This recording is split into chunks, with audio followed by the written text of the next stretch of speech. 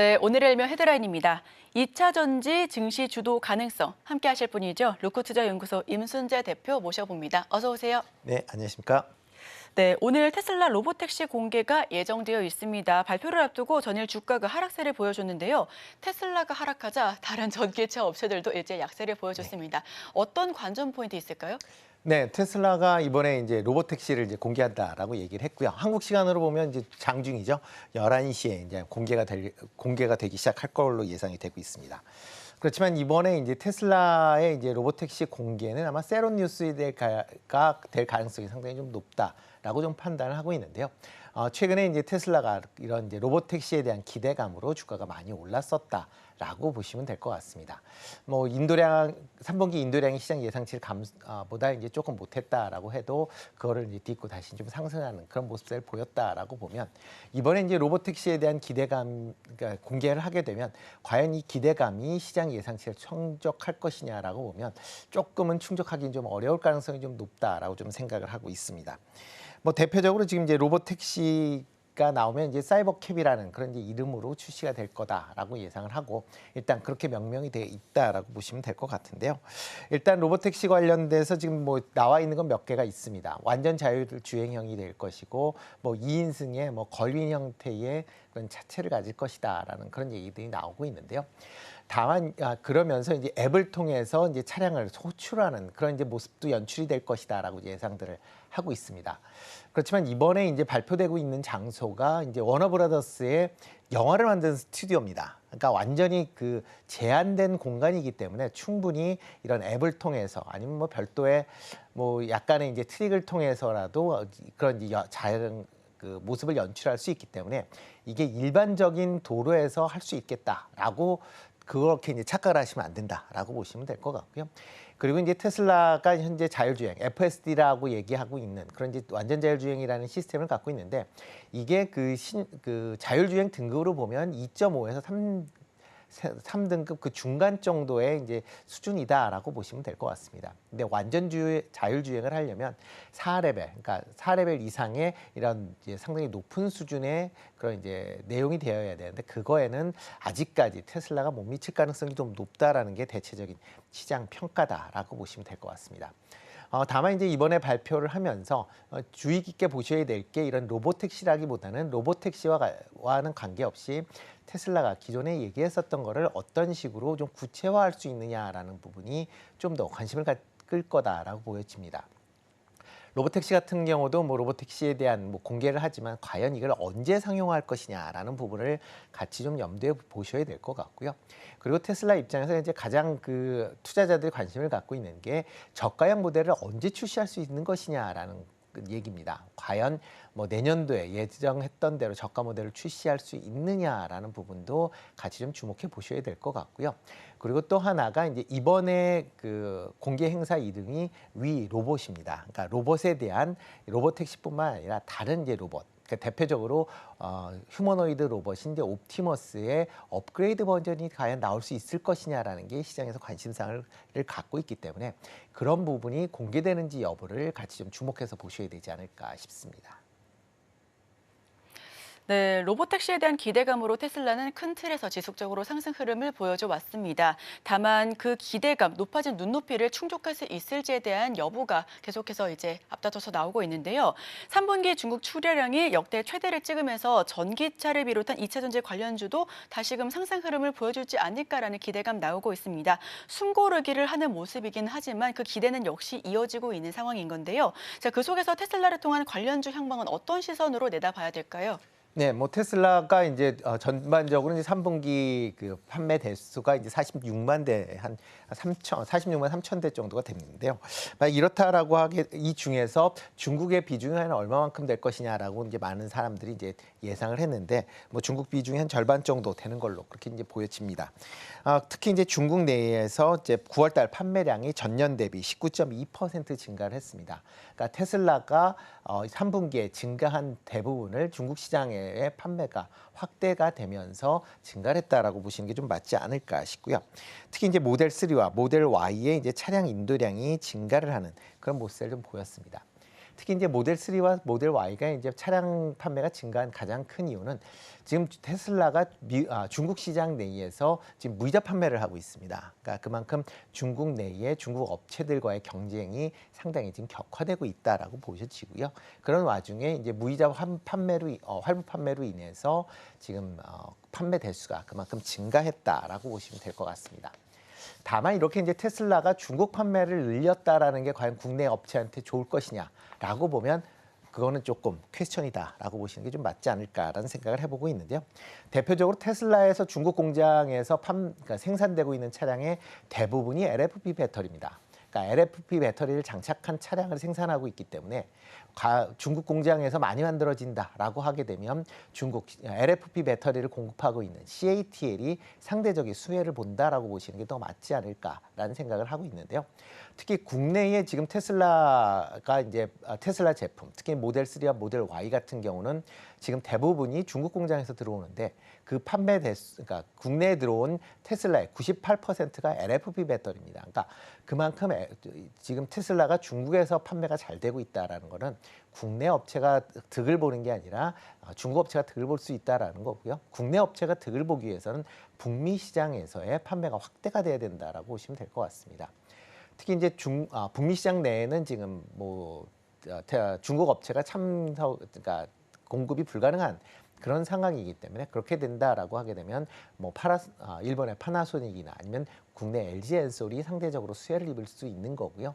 만약 중국 판매가 증가한다라고 하게 되면 상대적으로 일본이나 그다음에 LG 엔솔의 실적 개선세는 그렇게 크게 영향을 못 미칠 가능성도 있다라는 것도 같이 주목해 보시면 어떨까 싶고요. 국내 2차원지 업체들이 이제 실적이 개선이 되기 위해서는 북미나 유럽 판매가 증가세가 좀 보여야 된다라고 보시면 될 것 같습니다. 계속 이제 지금 북미 시장 내에서 판매가 조금씩 개선되고는 있지만 아직까지 빠르게 개선되지는 않고 있는 그런 상황이다라고 보시면 될 것 같고요.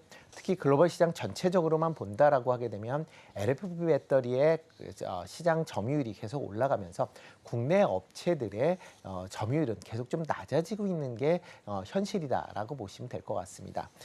특히 지금 국내 3사의 글로벌 점유율을 본다라고 하게 되면 지금 1월에서 8월까지를 보면 시장 점유율이 21.1%입니다. 그러니까 전년 대비로 3.4% 감소하는 그런 모습을 보였는데요.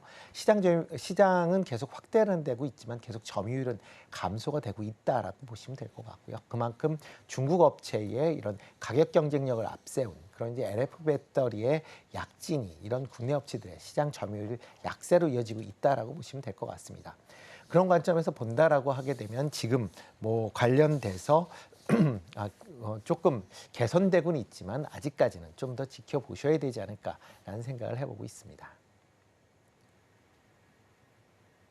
네, 국내 시장 점유율 감소가 우려되는 상황입니다. 여기에 더불어서 중국 동향도 반드시 체크를 해봐야 될 것 같습니다. 자, 한편 현대차에서도 로보택시에 대한 경쟁감, 자신감을 보여줬습니다. 특히나 현대차는 이달 인도법인 IPO 예정되어 있는 만큼 이 경쟁력에 대한 많은 시장에 또 관심이 집중되고 있잖아요. 경쟁력 어떻게 보실까요? 네, 저희 같은 경우 주가가 올라가는 건 이제 인도 IPO 일정이 구체적으로 나왔다라는 것 때문에 이제 올랐다라고 보시는 게 좀 맞지 않을까 싶고요. 일단 현대차 같은 경우도 자율주행 관련된 투자가 많이 이루어지는 게 사실입니다. 특히 이제 로보택시 관련된 그런 분야가 아직까지는 시장의 초기 단계다라고 보시면 될 것 같습니다. 그렇기 때문에 현재 여러 이제 회사들이 연구 개발을 하고 있지만 실제 상용화하고 있는 회사는 지금 구글의 웨이모, 그다음에 GM의 이제 클루즈 정도에 불과하다라고 보시면 될 것 같고요. 그리고 대부분의 회사들은 지금 관련돼서 지금 시범 주행 수준에서 지금 로보택시들을 운영을 하고 있다라고 보시면 될 것 같습니다. 지금 현대차 같은 경우도 미국 내에서 시범 주행으로 지금 로보택시를 운행하고 있다라고 보시면 되는데요. 현대차의 이제 자회사가 됐죠. 이제 모셔널 같은 경우에는 미국 이제 캘리포니아주와 네바다주에서 자율주행 로보택시 관련된 이제 시범 서비스를 현재 진행 중에 있다라고 보시면 될 것 같습니다. 특히 이제 현대차 같은 경우는 미국의 이제 앱티브와 이제 합작법인이 이제 모셔널의 지분을 추가적으로 인수를 하고 여기 증자를 통해서 이제 자회사로 이제 편입을 했다라고 보시면 될 것 같습니다. 이런 이제 모셔널 같은 경우는 지금 자율주행 4단계, 5단계를 현재 개발 중에 있는 그런 회사고, 특히 4단계 관련된 부분은 상당 부분 이제 기술이 축적되어 있는 상황이기 때문에 그만큼 자율주행 관련돼서는 강점을 갖고 있는 회사다라고 보시면 될 것 같고요. 그리고 국내에서는 포티투닷컴을 통해서 자율주행 서비스를 시범 실시하고 있습니다. 현재 서울 같은 경우 청계천 주변과 그다음에 강남 지역에서 포티투닷컴에서 지금 자율주행 그런 차량을 실질적으로 시범 운행을 하고 있는 그런 상황입니다. 그만큼 이제 현대차 입장에서도 이런 그러니까 이런 자율주행에 대한 어느 정도의 그런 기술 수준이 올라왔다라고 이제 생각을 하고 있는 걸로 보여지고요. 그리고 향후 투자도 계속 지금 확대를 하겠다라고 얘기를 하고 있습니다. 글로벌 이제 완성차 업체들이 대부분 이제 그 자율주행 관련된 서비스의 투자를 축소를 하고 있는 그런 상황인데요.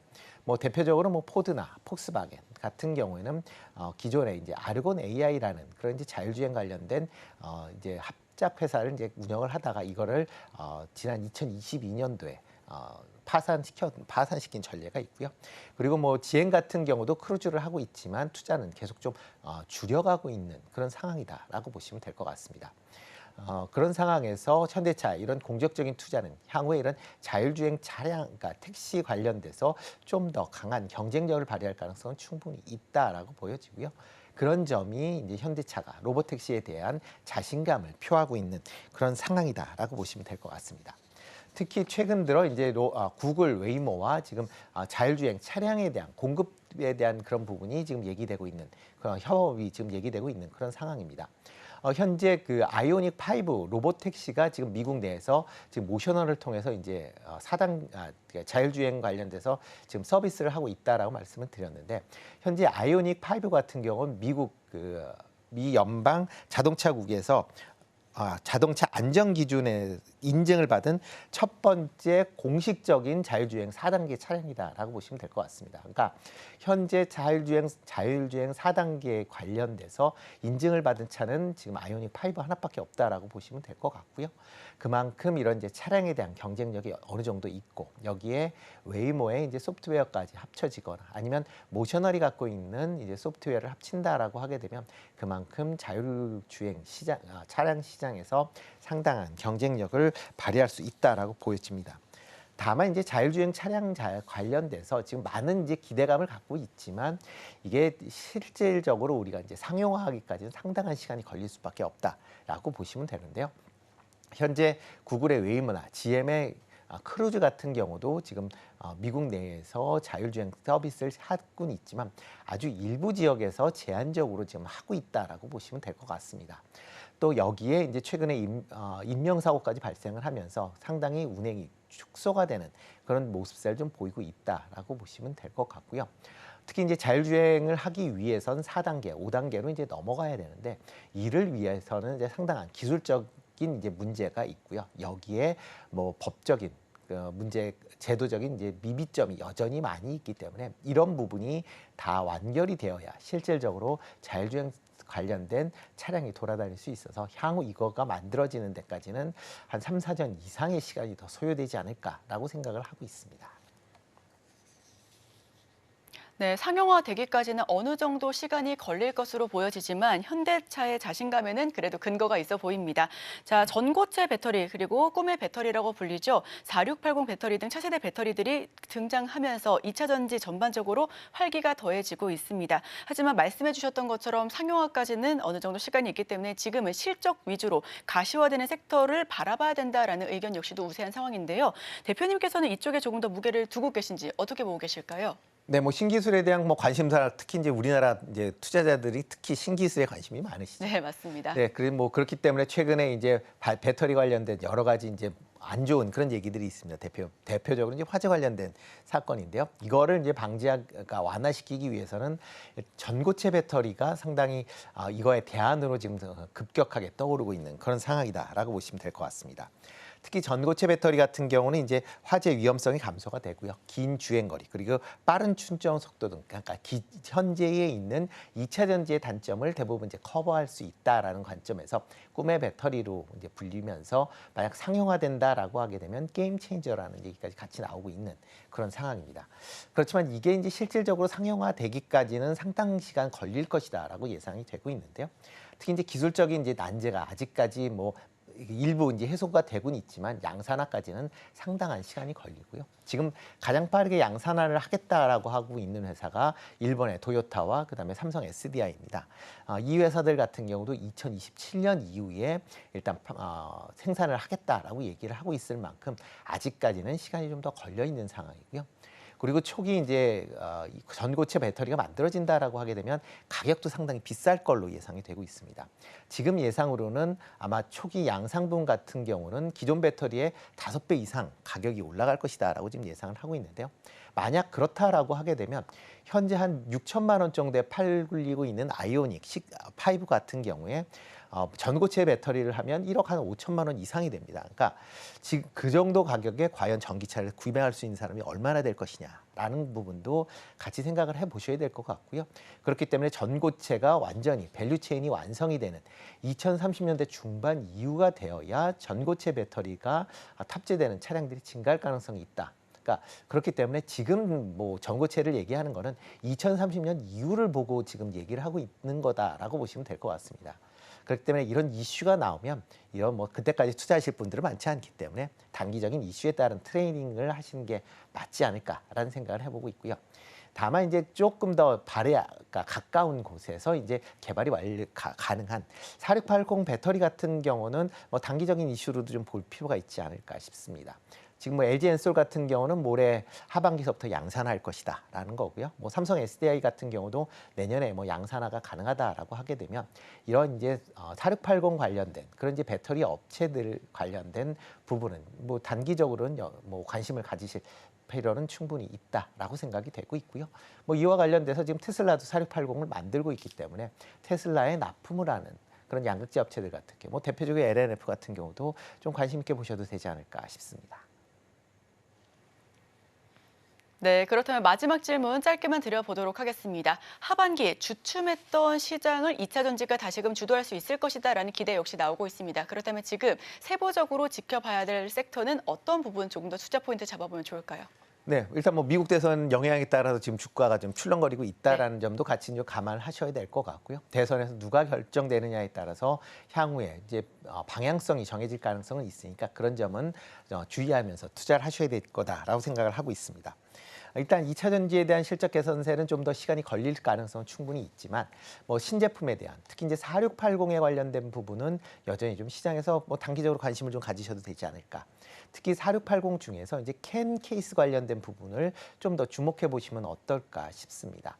뭐 대표적으로 지금 캔 케이스 관련된 그 소재를 만들고 있는 TCC 스틸이나 지금 캔 케이스의 제조와 관련돼서 상신, EDP나 동원 시스템즈 같은 경우 조금 관심 있게 보시면 좋을 걸로 보여집니다.